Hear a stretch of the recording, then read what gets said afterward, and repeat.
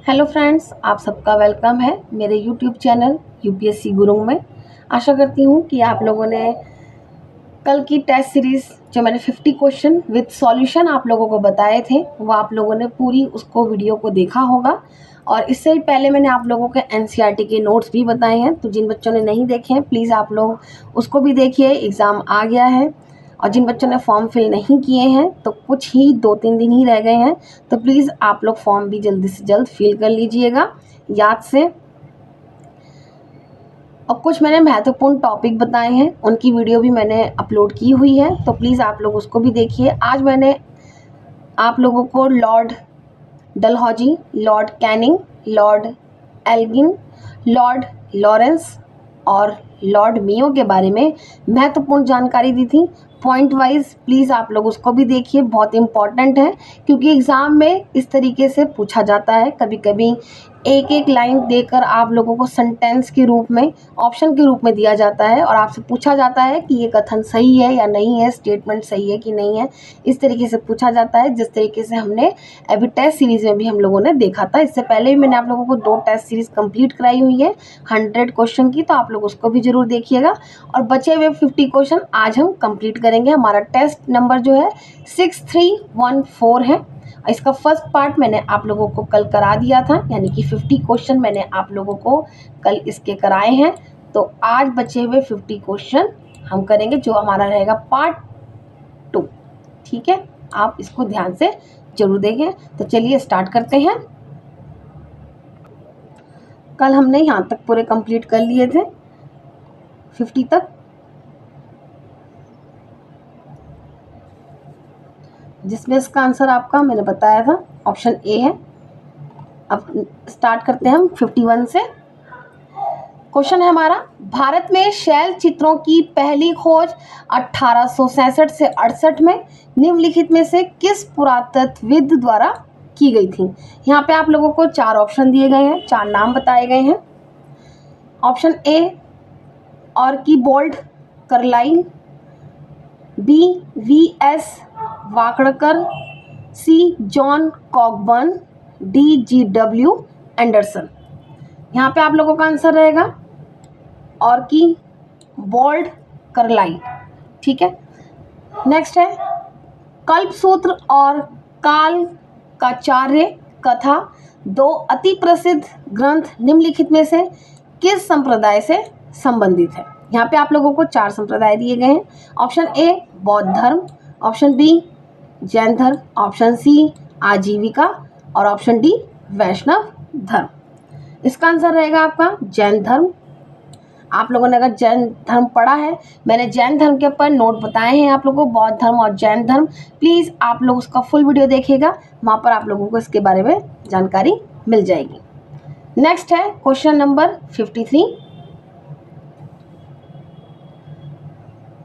पुंग चोलोम और करताल चोलोम निम्नलिखित में से किस प्रदर्शन कला यानी कि परफॉर्मिंग आर्ट में उपयोग किए जाने वाले अनिवार्य संगीत वाद्य यंत्र हैं। यहाँ पे आप लोगों को 4 ऑप्शन दिए गए हैं। ए ओडिसी, बी भवई, सी मणिपुरी संकीर्तन, डी कुचिपुड़ी।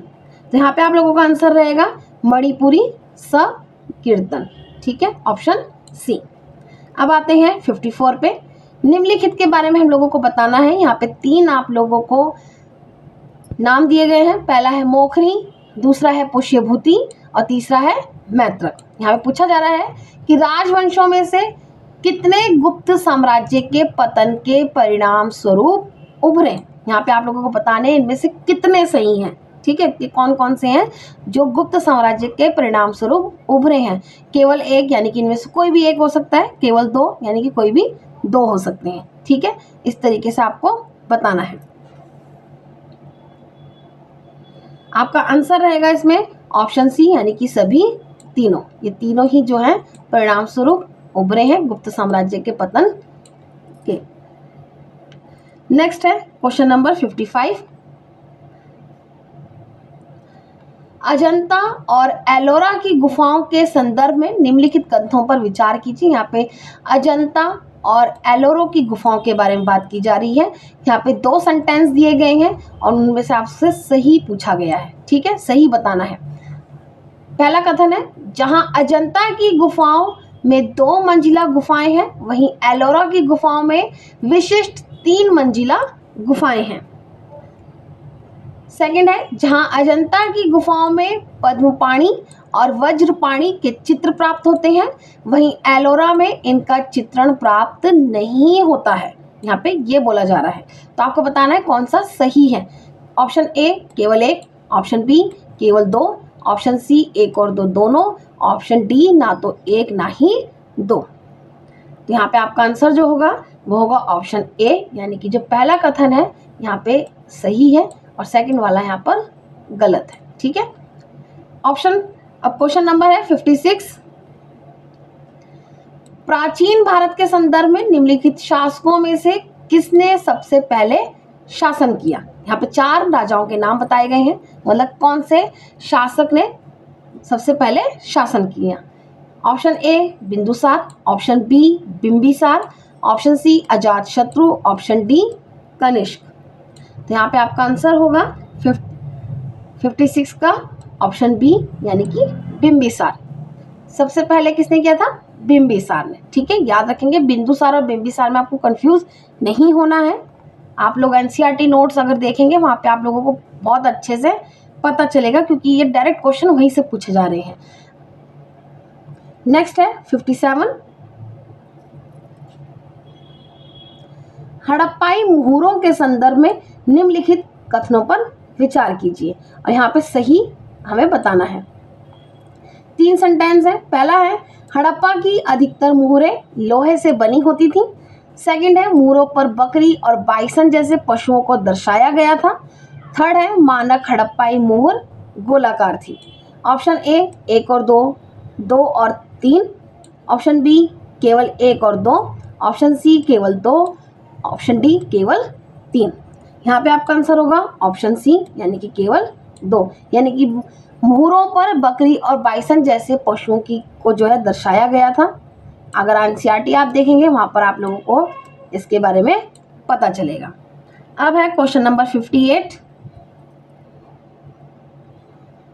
ऋग्वैदिक काल के संदर्भ में बात की जा रही है यहाँ पर, और आपको 2 सेंटेंस दिए गए हैं और सही पूछा जा रहा है।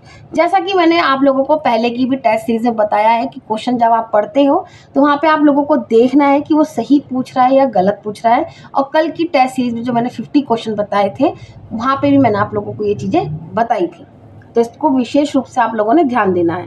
पहला सेंटेंस है, मवेशी पालन मुख्य व्यावसायिक गतिविधि थी। सेकेंड है, इस काल के सबसे महत्वपूर्ण देवता इंद्र थे। ऑप्शन आपको 4 दिए गए हैं। ऑप्शन ए केवल 1, केवल 2, 1 और 2 दोनों, या ना तो 1 ना ही 2। तो यहाँ पे आपका आंसर होगा ऑप्शन सी, यानी कि ये दोनों कथन जो है वो आपके सही हैं, ठीक है। अब आते हैं क्वेश्चन नंबर 59। प्राचीन भारत के संदर्भ में कुमारमात्या, ठीक है, कुमारमात्य और आयुक्त थे। यहाँ पे इनके बारे में पूछा जा रहा है, इनमें से कौन थे, ठीक है। ऑप्शन ए है गुप्त साम्राज्य में नियुक्त प्रांतीय प्रशासक। ऑप्शन बी है मौर्यकालीन दरबारी प्रशासक। ऑप्शन सी है चोलकालीन राजस्व अधिकारी, और ऑप्शन डी है मौर्यकालीन गुप्तचर अधिकारी। यहाँ पे आपका आंसर होगा इसका ऑप्शन ए, यानी कि गुप्त साम्राज्य में नियुक्त प्रांतीय प्रशासक, ठीक है। उनको क्या कहते थे, कुमारमात्या और आयुक्त। अब आते हैं क्वेश्चन नंबर 60।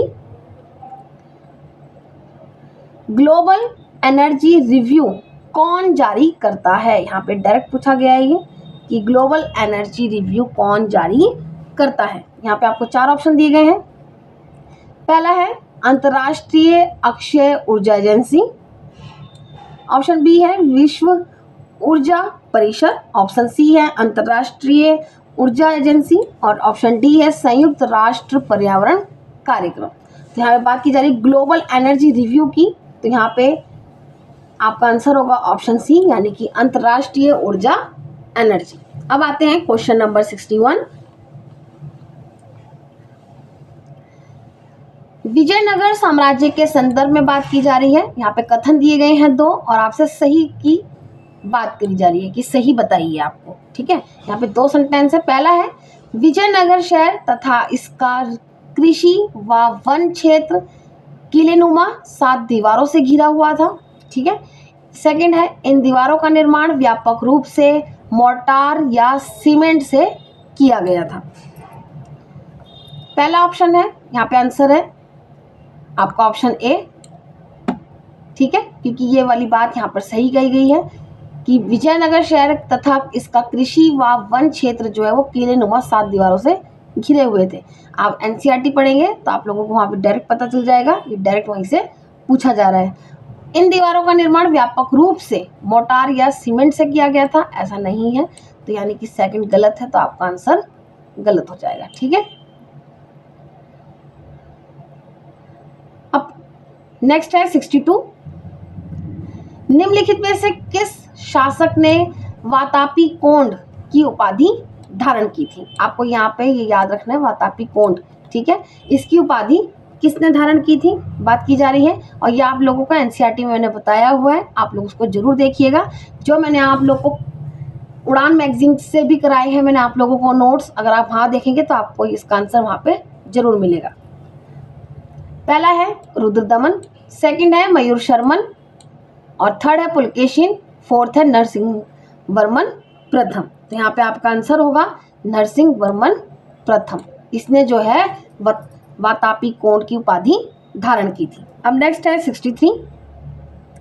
पहाड़ी चित्रकला शैली के संबंध में निम्नलिखित कथनों पर विचार कीजिए। यहाँ पे आप लोगों को 3 सेंटेंस दिए गए हैं और यहाँ पे आपसे सही पूछा जा रहा है कि कितने सही हैं, 1 सही है, 2 सही है या 3 सही है, इस तरीके से पूछा जा रहा है। 1 यानी कि कोई भी 1 सही हो सकता है, 2 यानी कि इनमें से कोई भी 2 सही हो सकते हैं, और सभी 3 यानी कि वो तीनों ही सही हैं। ठीक है, इस तरीके से पूछा जा रहा है। तो पहला सेंटेंस है पहाड़ी चित्रकला शैली का सबसे आरंभिक केंद्र कांगड़ा चित्रकला था। सेकंड है बसौली चित्रकला का विकास गुलेर शैली से हुआ था, और थर्ड है कांगड़ा चित्रकला शैली का श्रेय मुख्य रूप से नैनसुख परिवार को दिया जाता है। यहाँ पे आपका आंसर होगा ऑप्शन ए, यानी कि इनमें से सिर्फ जो है 1 सही है, वो आप मुझे कमेंट बॉक्स में बताएंगे कि इनमें से कौन सा 1 सही है। ठीक है, अब आते हैं क्वेश्चन नंबर 64।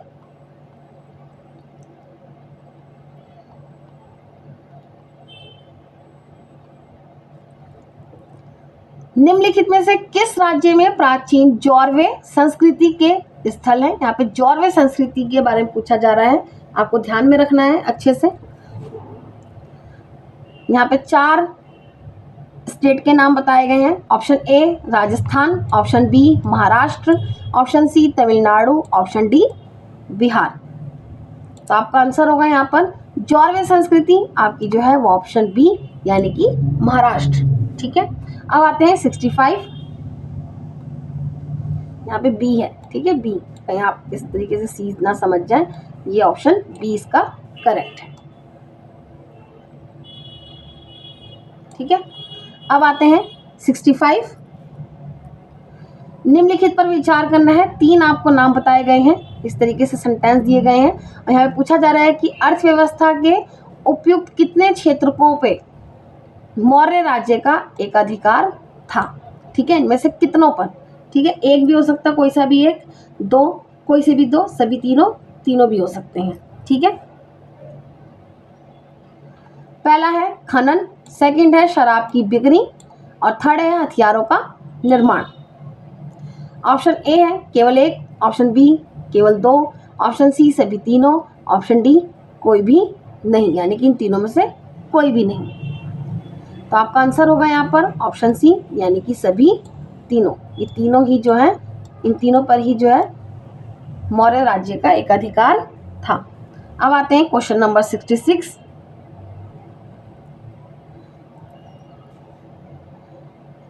वीरशैव या लिंगायत आंदोलन के बारे में निम्नलिखित में से कौन सा या कौन से कथन जो है वो सही है? यहाँ पे सही पूछा गया है, तो यहाँ पे नीचे दिए गए कूट का प्रयोग करके आपको सही उत्तर बताना है। ठीक है, यहाँ पे आपको 3 सेंटेंस दिए गए हैं और सही पूछा जा रहा है। तो यहाँ पे है, पहला ऑप्शन है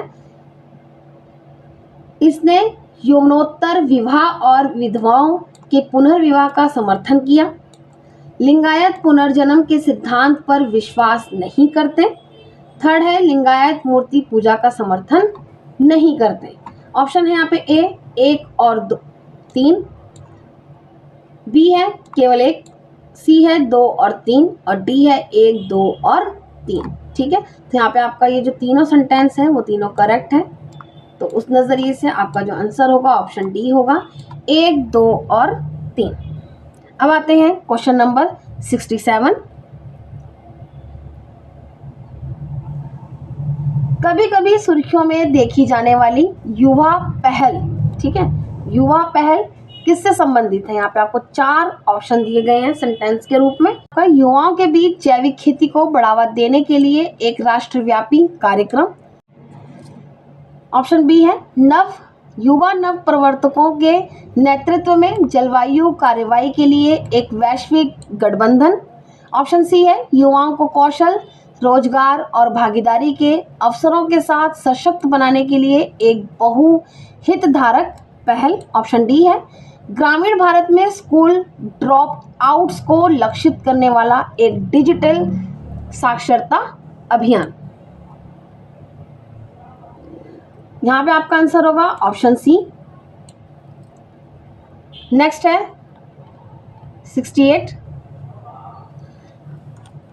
मुगल बादशाहों द्वारा बनवाए गए इतिवृत्तों के संदर्भ में निम्नलिखित कथनों पर विचार कीजिए। यहाँ पे 3 कथन दिए गए हैं और आपसे सही पूछा जा रहा है। ठीक है, पहला सेंटेंस है रज़्मनामा रामायण का फारसी संस्करण था। सेकंड है पांडुलिपि तैयार करने के केंद्र को किताब खाना कहा जाता था। और थर्ड है मुगल शासन के दौरान सभी पुस्तकें हस्तलिखित थीं। यहाँ पे 4 ऑप्शन दिए गए हैं। ऑप्शन ए केवल 1, ऑप्शन बी केवल 2, ऑप्शन सी सभी तीनों, ऑप्शन डी कोई नहीं। केवल 1 यानी कि कोई भी एक हो सकता है, इस तरीके से। ठीक है, आपको ये चीजें समझनी है। आपका आंसर होगा यहाँ पर ऑप्शन बी यानी कि केवल 2, इनमें से 2 सही हैं। अब आते हैं 69। नीमतनामा की सचित्र पांडुलिपि जो कि भारतीय और फारसी शैलियों का एक मिश्रण है। यहाँ पे आपको 4 सेंटेंस दिए गए हैं ऑप्शन के रूप में। ऑप्शन ए है बीरबल की आत्मकथा, ऑप्शन बी है गयास उद्दीन खिलजी के समय की एक पाक कला की पुस्तक, ऑप्शन सी है अकबर की जीवनी, ऑप्शन डी है सभी मुगल शासकों का दर्ज इतिहास। तो यहाँ पे आपका आंसर होगा गयासुद्दीन खिलजी के समय की एक पाक कला की पुस्तक। ठीक है, यहाँ पे नोट करके रखिएगा आप इसको। नेक्स्ट है आपका 70। चैत्यों और विहारों के विकास के संदर्भ में निम्नलिखित कथनों पर विचार कीजिए। यहाँ पे 2 सेंटेंस दिए गए हैं और आपसे सही पूछा जा रहा है। ठीक है, पहला है चैत्य और विहार जैन मठ परिसरों का हिस्सा थे। शैल कीर्तित यानी कि रॉक कट। ठीक है, चैत्य और विहारों की उत्पत्ति सातवाहन शासकों के समय हुई थी। ऑप्शन है यहाँ पर ए केवल 1, ऑप्शन बी केवल 2, ऑप्शन सी 1 और 2 दोनों, ऑप्शन डी ना तो 1 ना ही 2। यहाँ पे आपका आंसर होगा ऑप्शन ए केवल 1। ठीक है, याद रखेंगे यहाँ पे जो पहला वाला सेंटेंस है वो आपका करेक्ट है और सेकंड वाला गलत है। ठीक है, अब आते हैं क्वेश्चन नंबर 71। आप लोग पूरी टेस्ट सीरीज देखेंगे तो आप लोगों को तभी पता चलेगा कि कौन से क्वेश्चन का कौन सा आंसर है। ठीक है, और किस तरीके से पूछे जाते हैं क्वेश्चन। जैन दर्शन के संदर्भ में निम्नलिखित कथनों पर विचार कीजिए। यहाँ पे आपको 2 सेंटेंस दिए गए हैं और यहाँ पे पूछा जा रहा है कौन सा सही नहीं है। जैसे कि मैं आप लोगों को बता रही थी पहले भी कि आप लोगों को यहाँ पे जरूर ध्यान देना है कि सही पूछ रहा है या सही नहीं है वो पूछ रहा है। तो जैसे कि यहाँ पे उन्होंने अब यहाँ पर पूछा कि सही नहीं है। ठीक है, इस तरीके से ध्यान देना है आप लोगों ने। तो पहला सेंटेंस है यद्यपि जैन धर्म में देवताओं के अस्तित्व को स्वीकार किया जाता है लेकिन उन्हें जिन से नीचे रखा जाता है। सेकंड है सम्यक ज्ञान कर्म और विश्वास को जैन धर्म के त्रिरत्न माना जाता है। ठीक है, ऑप्शन है ए केवल एक, ऑप्शन बी केवल दो, ऑप्शन सी एक और दो दोनों, ऑप्शन डी ना तो एक ना ही दो। यहाँ पे उन्होंने पूछा है इनमें से कौन सा सही नहीं है वो बताना है। अब यहाँ पे देखिए दोनों सही हैं, तो सही नहीं वाला है तो यानी कि ऑप्शन डी, यानी कि दोनों ही जो है वो सही नहीं है इस तरीके से। ठीक है, ना तो एक ना ही दो। अब आते हैं 72। निम्नलिखित में से कौन से घटक सारनाथ सिंह शीर्ष का हिस्सा है। यहाँ पे आपको 4 सेंटेंस दिए गए हैं और यहाँ पे आपको सही बताना है। ठीक है, पहला है सर्वोपरि तल धर्मचक्र, सेकंड है कमल घंटिका आधार, थर्ड है स्तंभ और फोर्थ है कमल घंटिका आधार पर बना हुआ एक ढोल जिसमें 4 पशु दक्षिणावर्त गति के साथ दिखाए गए हैं। ऑप्शन 4 है यहाँ पर। ऑप्शन ए है एक, केवल एक और दो, ऑप्शन बी केवल 2, 3 और 4, ऑप्शन सी केवल 1 और 3 और ऑप्शन डी 1, 2, 3 और 4। ठीक है, तो यहाँ पे आपका आंसर होगा ऑप्शन डी, यानी कि चारों ही जो है वो सही हैं। ठीक है, यानी कि सर्वोपरि तल धर्मचक्र, कमल घंटी का आधार, स्तंभ, कमल घंटी का आधार पर बना हुआ एक ढोल जिसमें 4 पशु दक्षिणावर्त गति के साथ दिखाए गए हैं। नेक्स्ट है 73। प्राचीन भारत के संदर्भ में सन्निधाता का तात्पर्य पूछा गया है कि तात्पर्य क्या है। यहाँ पे आपको 4 सेंटेंस के रूप में ऑप्शन दिए गए हैं। ऑप्शन ए है मौर्य काल के दौरान राज्य के खजाने और भंडार गृह का मुख्य संरक्षक, ऑप्शन बी है महाजनपद काल में न्याय प्रशासन के लिए सर्वोच्च अधिकारी, ऑप्शन सी है सातवाहन राजवंश में जिला प्रमुख और ऑप्शन डी है मध्य एशियाई शासक राजवंशों के दौरान कर निर्धारण का सर्वोच्च कार्यकारी प्रभारी अधिकारी। तो यहाँ पे आपका आंसर होगा ऑप्शन ए, मौर्य काल के दौरान राज्य के खजाने और भंडार गृह का मुख्य संरक्षक जो होता था वो सन्निधाता होता था। ठीक है, याद रखेंगे आप। अब आते हैं 74। हाल ही में ग्रीन ग्रैबिंग, ठीक है, ग्रीन ग्रैबिंग शब्द का उपयोग इस संदर्भ में किया गया है। पूछ रहे हो कि किस संदर्भ के रूप में किया गया है ग्रीन ग्रैबिंग का। ठीक है, यहाँ पे आपको 4 सेंटेंस के रूप में ऑप्शन दिए गए हैं। पहला है पारिस्थितिकी रूप से संवेदनशील क्षेत्रों में वनों की अवैध कटाई, ऑप्शन बी है पर्यावरण संरक्षण की आड़ में भूमि और प्राकृतिक संसाधनों का विनियोजन, ऑप्शन सी है फसल उत्पादकता बढ़ाने के लिए कृषि भूमि को ग्रीन हाउस में परिवर्तित करना, ऑप्शन डी है अंतर्राष्ट्रीय व्यापार में विकसित देशों द्वारा हरित सब्सिडी का अत्यधिक उपयोग। यहाँ पे आपका आंसर होगा ऑप्शन बी, यानी कि पर्यावरण संरक्षण की आड़ में भूमि और प्राकृतिक संसाधनों का विनियोजन करना। ठीक है, नेक्स्ट है 75। गुप्त काल के दौरान व्यापार और अर्थव्यवस्था के संदर्भ में निम्नलिखित कथनों पर विचार कीजिए। यहाँ पे आपको 3 सेंटेंस दिए गए हैं और आपसे पूछा जा रहा है कितने सही हैं इनमें से, केवल एक, केवल दो, सभी तीनों या कोई नहीं। इनमें से कोई भी एक हो सकता है, कोई भी 2 हो सकते हैं। ठीक है, इस तरीके से ध्यान में रखना है। पहला है इस काल में पुरोहित जमींदारों के एक वर्ग का पतन हुआ, सेकंड है गुप्त काल के दौरान लंबी दूरी के व्यापार में वृद्धि देखी गई और थर्ड है प्राचीन भारत में गुप्त वंश ने सबसे अधिक संख्या में सोने के सिक्के जारी किए। तो यहाँ पे आपका आंसर होगा केवल एक, इनमें से कोई एक सही है। ठीक है, आप मुझे जरूर बताइएगा कौन सा है। अब आते हैं क्वेश्चन नंबर 76। सोनिक हथियारों के संदर्भ में पूछा जा रहा है, यहाँ पर आप इसको जरूर याद रखेंगे। ठीक है, सोनिक हथियारों के संदर्भ में निम्नलिखित कथनों पर विचार कीजिए और आपसे यहाँ पे सही पूछा जा रहा है। 2 सेंटेंस देने के बाद यहाँ पे 2 सेंटेंस दिए गए और उनसे बाद में सही पूछा जा रहा है कि इनमें से कौन सा सही है, केवल एक यानी कि याला भी हो सकता है, केवल दो यानी कि दो, इसकी बात कर रहे हैं इस तरीके से, ठीक है, याद रखना है आपने। तो यहाँ पे पहला सेंटेंस है, सोनिक हथियार ऐसे उपकरण हैं जो लंबी दूरी तक बहुत तेज ध्वनि उत्पन्न करते हैं। सेकंड है, वर्तमान में सोनिक हथियारों के उपयोग को विनियमित करने वाली कोई विशिष्ट अंतरराष्ट्रीय संधि नहीं है, ठीक है।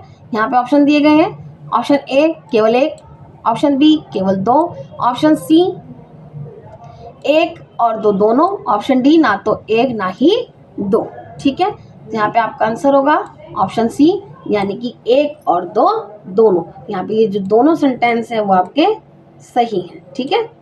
अब आते हैं क्वेश्चन नंबर 77।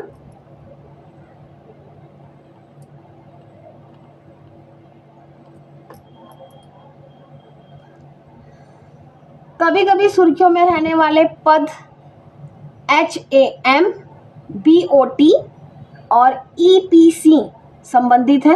यहाँ पे आपको 4 सेंटेंस दिए गए हैं ऑप्शन के रूप में। पहला है कृषि विपणन और खरीद प्रणाली, बी है अवसंरचना के विकास में सार्वजनिक निजी भागीदारी मॉडल, थर्ड है यानी कि सी है मोबाइल नेटवर्क के लिए दूरसंचार मानक, डी है तटीय क्षेत्रों में आपदा प्रबंधन रणनीतियां।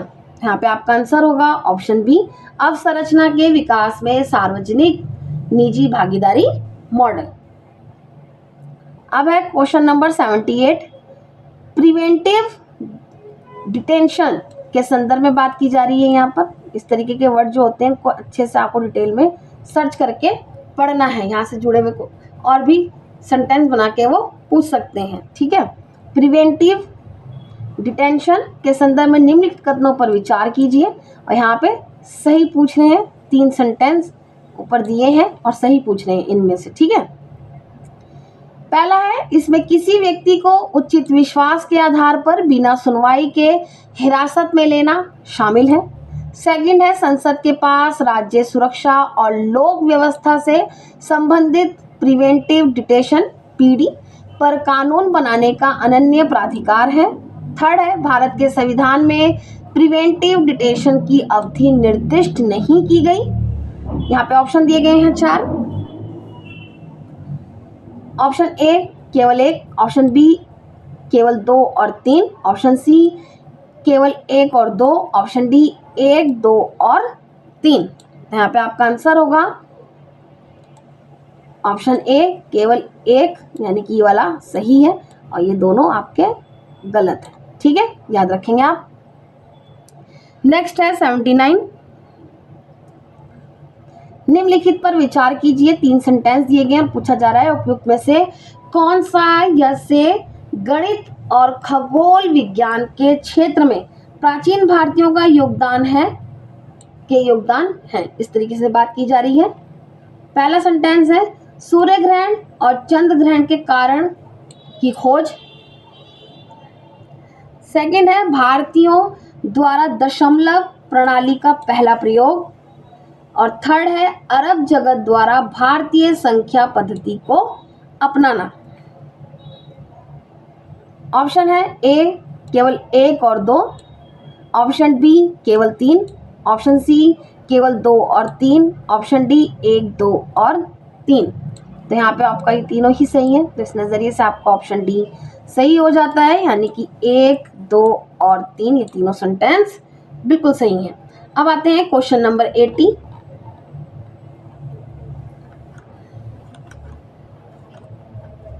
सिंधु घाटी सभ्यता में कृषि पद्धतियों के संदर्भ में नीचे दिए गए कथनों में से कौन सा सही नहीं है, कौन सा सही नहीं है, हमें गलत बताना है, ठीक है, जो गलत है उसको बताना है। वहां पूछा है कौन सा सही नहीं है। पहला है सिंधु सभ्यता के लोग गेहूं, जौ, राई, मटर, चावल और सरसों की फसल उगाते थे, तो ये तो सही है, ठीक है ना, जैसा हमने पढ़ा है सिंधु घाटी सभ्यता। जिन्होंने नहीं पढ़ा है तो प्लीज़ आप लोग नोट जरूर देखिएगा, उसके मैंने पूरा अच्छे से बना रखे हैं, आप लोग देखेंगे तो आपको समझ में आएगा। मेंस के नज़रिए से भी बने हुए हैं वो, ताकि आप लोगों को बार बार नोट्स ना बनाने पड़े। सेकंड है सिंधु घाटी सभ्यता के लोगों को रागी और रागी की जानकारी नहीं थी, ये तो सही है, ठीक है, उनको रागी की जानकारी नहीं थी। ऑप्शन सी है, इस चरण के दौरान कपास का उत्पादन भी किया जाता था, ये तो सही है। नेक्स्ट है, हल के फाल की खोज धोलावीरा में हुई थी, नहीं, यहाँ पे ये गलत है, ठीक है। धोलावीरा में जल का बहुत बड़ा जल के बारे में पता चला था, है ना, तो यहाँ पे हल के फाल की खोज तो नहीं हुई है, तो यहाँ पे ये आपका क्वेश्चन के नजरिए से आपका आंसर ऑप्शन डी होगा, ठीक है, इसको याद रखेंगे आप। नेक्स्ट है क्वेश्चन नंबर 81, उत्तरी क्षेत्रों में चोल सत्ता का विस्तार करने वाले सैन्य अभियानों का सफलतापूर्वक नेतृत्व करने के बाद किस चोल राजा ने गंगेकोंड चोल की उपाधि धारण की थी, ठीक है। यहाँ पे 4 राजाओं के नाम है, तो बताना है कि किस चोल राजा ने गंगेकोंड चोल की उपाधि, ठीक है। Option A Karikala Chola, option B Parantaka प्रथम, ऑप्शन सी राजराज चोल प्रथम, ऑप्शन डी राजेंद्र चोल प्रथम। तो आप यहाँ पे आपका आंसर होगा ऑप्शन डी राजेंद्र चोल प्रथम, ठीक है। उन्होंने जो है गंगेकोंड चोल की उपाधि जो है वो धारण की थी। नेक्स्ट है 82, ताम्रपाषाण युग के संदर्भ में निम्नलिखित कथनों पर विचार कीजिए। यहाँ पूछा है सही नहीं है, ठीक है, ये जरूर आप लोगों ने देखना है कि वो सही नहीं पूछ रहा है या सही है वो पूछ रहा है, ठीक है। 2 सेंटेंस है, पहला है, इस काल में लोग लेखन कला से परिचित थे और चित्रात्मक लिपि का प्रयोग करते थे, ठीक है, तो बताती हूँ मैं इसका आंसर आपको, यहाँ पे नहीं पूछा है, ठीक है। सेकंड है, इस युग के दौरान लोगों द्वारा तांबे यानी कि धातु का उपयोग किया जाता था, तांबे की धातु का जो है वो उपयोग किया जाता था। तो यहाँ पे सेकंड तो सही है, मतलब वैसे सही है, यहाँ पे नहीं पूछा है, तो यहाँ पे आंसर होगा आपका फर्स्ट वाला, सेकंड वाला यहाँ पे उस नजरिए से गलत हो जाएगा, ये मैंने आपको डायरेक्ट बता दिया, ठीक है, यानी कि ऑप्शन ए केवल एक। अब आते हैं क्वेश्चन नंबर 83। इस तरीके से अगर आप लोगों ने एनसीईआरटी अच्छे से पढ़ी हुई है तो आप आंसर जो है वो बहुत अच्छे से टिक कर पाएंगे। निम्नलिखित कथनों पर विचार कीजिए, ठीक है, यहाँ पे आपको 2 कथन दिए गए हैं और यहाँ पे इस तरीके से पूछा जा रहा है कि कौन सा कथन जो है कौन से कथन की सही व्याख्या करता है या सही व्याख्या नहीं करता है। पहला है, श्री कृष्ण देव राय ने नागलपुरम नामक एक नया नगर बनवाया। सेकंड है, उसने दक्कन सल्तनतों की संयुक्त सेनाओं पर विजय प्राप्त करने के बाद नया नगर बनवाया। यहाँ पूछा जा रहा है कि कौन सा सही है, ठीक है। ऑप्शन ए कथन 1 और कथन 2 दोनों सही है तथा कथन 2 कथन 1 की सही व्याख्या करता है। ऑप्शन बी है कथन 1 और 2 दोनों सही है तथा कथन 2 कथन 1 की सही व्याख्या नहीं करता है। ऑप्शन सी है कथन 1 सही है किंतु कथन 2 जो है वो गलत है, मतलब सही नहीं है। और ऑप्शन डी है कथन 1 सही नहीं है किंतु कथन 2 सही है। तो यहाँ पे मैं आपको आंसर बता देती हूँ कि कथन जो है वो आपका सेकंड वाला वो सही नहीं है, ठीक है, और पहला वाला जो है वो सही है। तो इस नजरिए से आपका आंसर होगा ऑप्शन सी, ठीक है। अब आते हैं 84। निम्नलिखित कथनों में से कौन सा एमिनेंट डोमेन के सिद्धांत का सर्वोत्तम अर्थ प्रस्तुत करता है। यहाँ पे 4 आपको सेंटेंस दिए गए हैं ऑप्शन के रूप में। पहला है, यह सरकार को निजी शिक्षण संस्थानों के कामकाज को विनियमित करने का अधिकार देता है। सेकंड है, यह सरकार को उचित मुआवजे के साथ सार्वजनिक उद्देश्य के लिए निजी संपत्ति का अधिग्रहण करने का अधिकार देता है। ऑप्शन सी है यहाँ पर, यह व्यक्तियों को राज्य द्वारा किए गए मनमाने कराधान को चुनौती देने की अनुमति देता है। फोर्थ है यानी कि डी है, यह न्यायपालिका को नागरिकों के अधिकारों को प्रभावित करने वाले विधायी कार्यों की समीक्षा करने की अनुमति देता है। तो यहाँ पे आपका जो आंसर है वो होगा ऑप्शन बी।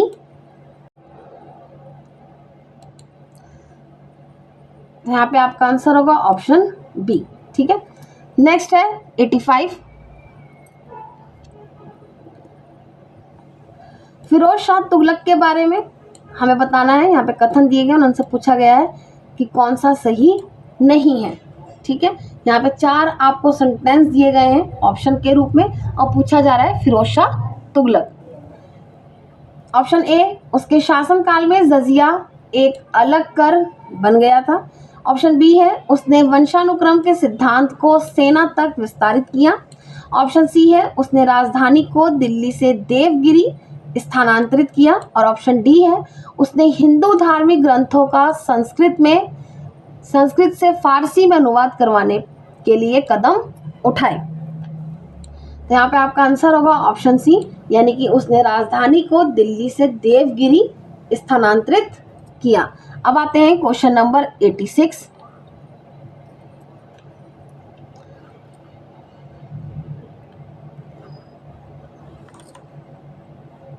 कुल्हाकदार चित्रकला के संदर्भ में निम्नलिखित कथनों पर विचार कीजिए। आप इस चित्रकला को बहुत अच्छे से पढ़ेंगे, यहाँ से संबंधित और भी क्वेश्चन बन सकते हैं। ठीक है, कुल्हाकदार चित्रकला, और यहाँ पे आपसे पूछा जा रहा है कि कितने सही हैं, मतलब कितने सही हैं, इनमें से एक सही है, इनमें से 2 सही है या तीनों सही हैं। एक कोई सा भी एक हो सकता है, 2 यानी कि कोई से भी 2 हो सकते हैं। ठीक है, पहला सेंटेंस है, यह फारसी प्रभाव से मुक्त पूर्णतया स्वदेशी कला थी। सेकंड है, इन चित्रकलाओं की शैली हल्की रंगत और न्यूनतम रंग विरोधाभास से चिन्हित होती है। थर्ड है, यह मुगल काल की एक लोकप्रिय भित्ति चित्रकला थी। यहाँ पे आपको सही बताना है आंसर कि इसमें से कितने सही हैं। तो आपका आंसर होगा केवल एक, इनमें से कोई भी एक सही है। ठीक है, कितने सही है पूछा है, कोई भी एक हो सकता है, कोई भी 2 हो सकते हैं। इसका आंसर होगा ऑप्शन ए। अब आते हैं 87। निम्नलिखित कथनों पर विचार कीजिए। 3 सेंटेंस दिए गए हैं आपको यहाँ पर।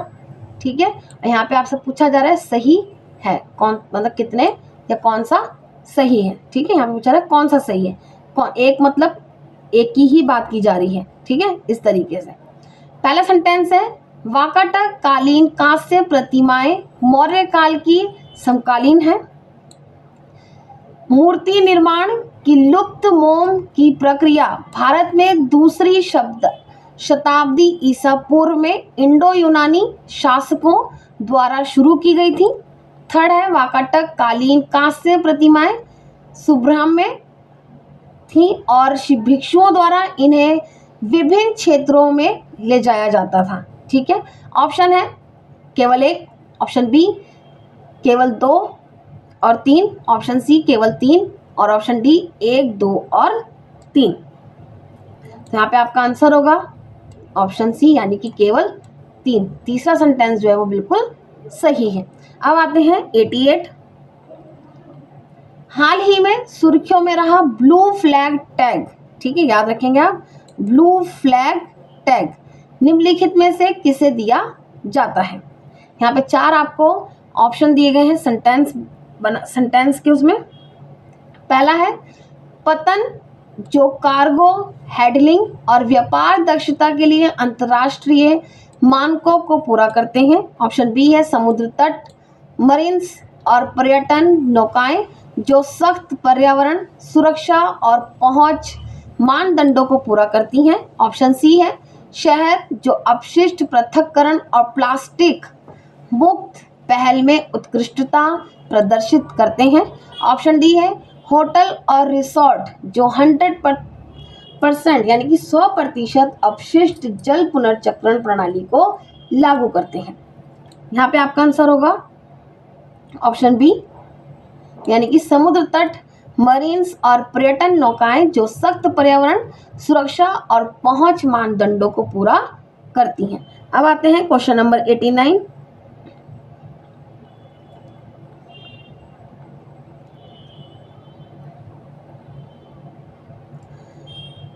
मध्यकालीन भारत में किस विदेशी यात्री ने विजयनगर शहर की तुलना रोम से की थी?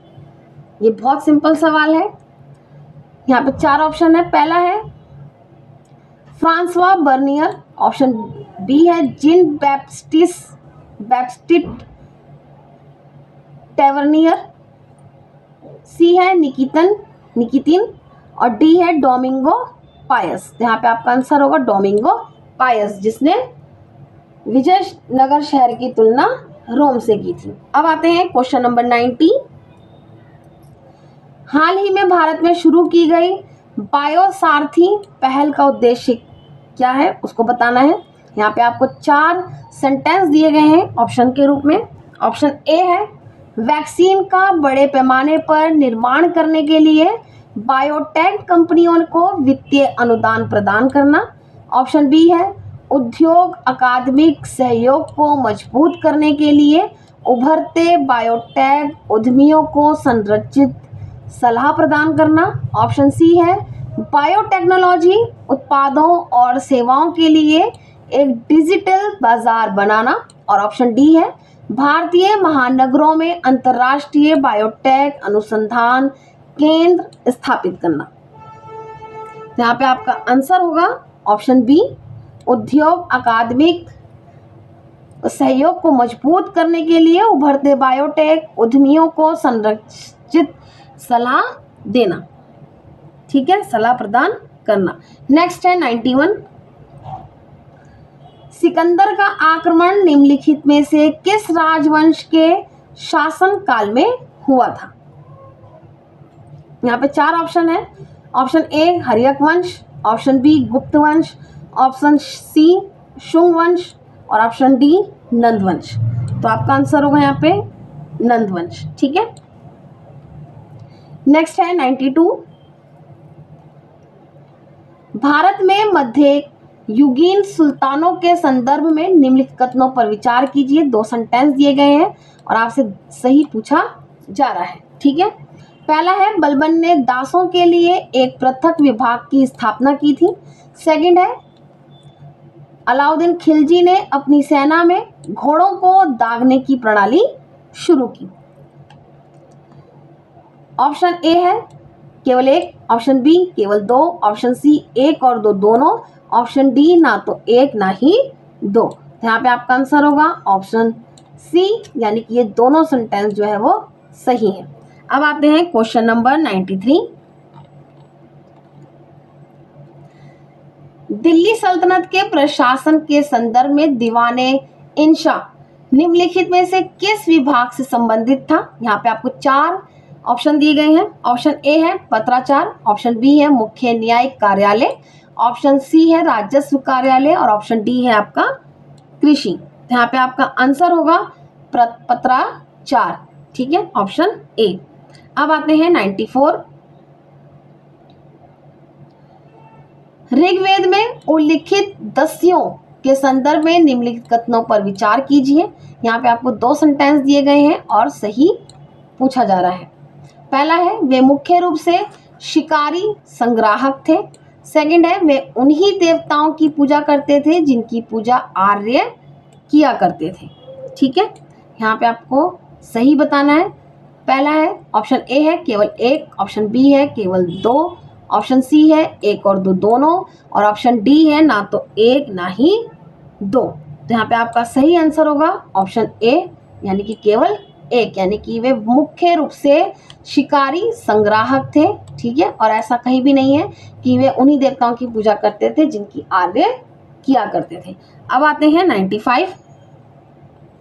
निम्नलिखित के बारे में विचार कीजिए। यहाँ पे आपको 4 सेंटेंस दिए गए हैं और पूछा जा रहा है उपयुक्त श्रेणियों में से कितने उपग्रहों को अनिवार्य रूप से भूस्थैतिक कक्षा में रखा जाता है। ठीक है, पहला है नेविगेशन और वैज्ञानिक अनुसंधान, सेकंड है पृथ्वी का अवलोकन, थर्ड है दूरसंचार और फोर्थ है सैटेलाइट इमेजिंग। ठीक है, ऑप्शन ए केवल 1, कोई भी एक हो सकता है। ठीक है, ऑप्शन बी केवल 2, ऑप्शन सी केवल 3 और ऑप्शन डी सभी चारों। यहाँ पे आपका आंसर होगा ऑप्शन ए केवल एक। नेक्स्ट है 96, भारतीय इतिहास के संदर्भ में कौन सा अपभ्रंश पद का सर्वोत्तम वर्णन करता है। यहाँ पे 4 सेंटेंस दिए गए हैं ऑप्शन के रूप में। पहला है ऑप्शन ए है, मध्यकाल के दौरान भक्ति काव्य में प्रयुक्त हिंदी का एक प्रारंभिक रूप।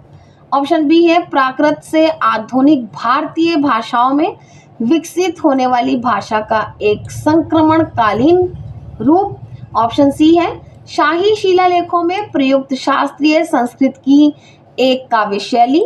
और ऑप्शन डी है, अशोक के शिलालेखों में प्रयुक्त एक प्राचीन ब्राह्मी आधारित लिपि। यहाँ पे आपका सही आंसर होगा ऑप्शन बी, यानी कि प्राकृत से आधुनिक भारतीय भाषाओं में विकसित होने वाली भाषा का एक संक्रमणकालीन रूप। अब नेक्स्ट है आपका 97,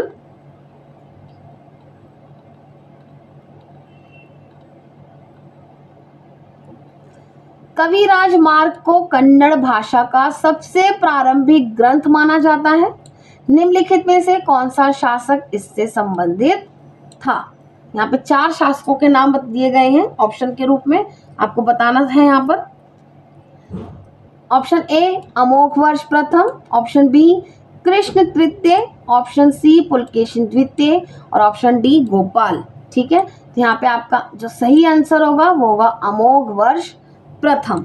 नेक्स्ट है 98, नागर शैली के मंदिर में प्रवेश करते समय मंदिर स्थापत्य कला के निम्नलिखित घटकों को सही क्रम में व्यवस्थित कीजिए। यहाँ पे सही क्रम में करना है, ठीक है, और अब हमें सही उत्तर बताना है। ऑप्शन ए है, यहाँ पे नाम पहला है गर्भगृह, सेकंड है मंडप, थर्ड है अंतराल। तो हमें इसको सही क्रम में करना है, ठीक है, व्यवस्थित रूप में, व्यवस्थित क्रम में। पहले आपका होगा मंडप, ठीक है, पहले तो मंडप ही आएगा, है ना, फिर आपका अंतराल होगा, फिर आपका गर्भगृह होगा। तो यानी कि 2, 3 और 1, तो ऑप्शन बी 2, 3, 1, ठीक है, ये व्यवस्थित इसका क्रम है। नेक्स्ट है 99,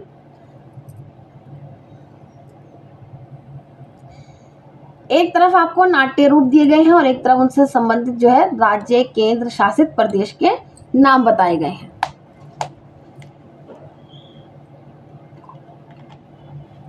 पहला है भांड पाथर जम्मू और कश्मीर, सेकंड है मार्च पश्चिम बंगाल, थर्ड है भाओना गुजरात। यहाँ पे आपको बताना है कि इसमें से कौन सा सही है, ठीक है। ऑप्शन ए केवल 1, ऑप्शन बी 1, 2 और 3, ऑप्शन सी केवल 2 और 3, ऑप्शन डी केवल 2। तो यहाँ पे आपका जो आंसर होगा वो होगा भांड पाथर, जो जम्मू और कश्मीर से संबंधित है, ठीक है। तो आपका आंसर होगा ऑप्शन ए, यानी कि केवल 1 जो है वो सही है। अब आते हैं क्वेश्चन नंबर 100, ये आपका लास्ट क्वेश्चन है। कल जो हम टेस्ट सीरीज करेंगे उसका नंबर रहेगा 6315। अभी हमने 6314 कंप्लीट कर लिया है आज, और कल हम करेंगे 6315। तो याद रखिएगा, कल आप जरूर वेट करिएगा, मैं आप लोगों को विद सॉल्यूशन बताऊंगी। तो चलिए हम लास्ट क्वेश्चन करते हैं।